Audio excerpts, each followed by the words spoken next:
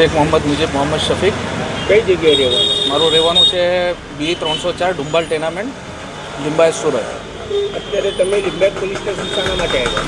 Limbayat police સ્ટેશનમાં એના માટે આવ્યો છું, મારી વાઈફ જે 2 વર્ષથી એની મમ્મીના ત્યાં જઈને બેસી છે, એને લેવા જવાના લઈને આવવાના ઘણા બધા અમે પ્રયાસ કર્યા છે, પણ એ આવવા માટે રેડી નથી। એક જ એ કરે છે કે મને અલગ લઈને રહો, તો મને મારા મમ્મી પપ્પા સાથે નથી રહેવું। હું મારા મમ્મી પપ્પા વગર નથી રહેવાનું, કેમ કે મારી આટલી ઇન્કમ નથી કે હું મારા મમ્મી પપ્પાનું પણ કરું ને એનું પણ કરું।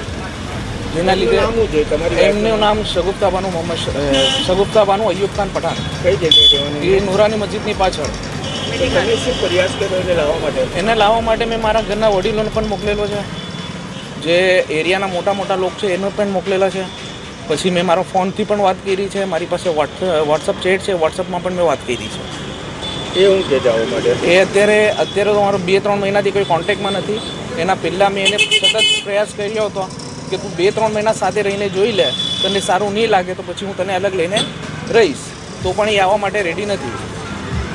અત્યારે તમારે લિંબાયત પોલીસ સ્ટેશન શાના માટે આવવું? લિંબાયત પોલીસ સ્ટેશનમાં એટલા માટે આવ્યો કે આજથી 1 મહિના પહેલાં એ લોકોએ છે ને મારા અગેન્સ્ટમાં એક ફરિયાદ આપી હતી લિંબાયત પોલીસ ચોકીમાં। મને ત્યાંથી બોલાવવા આવ્યો હતો। ત્યાં પેલા એક આરિફભાઈ ખલીફા કરીને એક છે, એ લોકોએ મને જવાબ લખાવવા નથી દીધું ને એમને મને બહાર બોલાવી લીધું કે આપણે બેસીને વાત કરશું એમ કરીને। શું વાત કરી? બેસીને વાત કરતાં એ લોકોએ 5-6 મિટિંગ કરી। 5-6 મિટિંગમાં એક જ વસ્તુ કીધી કે ભાઈ તારાથી આ નહીં થવાશે તો તું છોકરીને 5 લાખ રૂપિયા આપી દે ને તું છૂટો થઈ જા। હવે મારી પાસે 5 લાખ રૂપિયાની કેપેસિટી નથી। મેં એમને કીધું છે કે ભાઈ મારી પાસે 2 લાખ રૂપિયા છે, હું એટલામાં કરીશ। એ લોકોએ ચોખ્ખી ના પાડીને જૂઠા આરોપમાં મને ફસાવવાની એ લોકોએ ધમકી આપી। તમારા બીજા લગ્ન તમે કર્યા છે? બીજા લગ્ન મેં 2 વર્ષ વેઇટ કર્યો, એના પછી મને ખાતરી થઈ ગઈ કે એ છોકરી આવવાની નથી, એટલે 27 ઓક્ટોબર 2025ના રોજ મેં મારા મુસ્લિમ શરીયતના હિસાબથી બીજા લગ્ન કરી લીધા છે। એમાં શું અઠવાડો આવ્યો?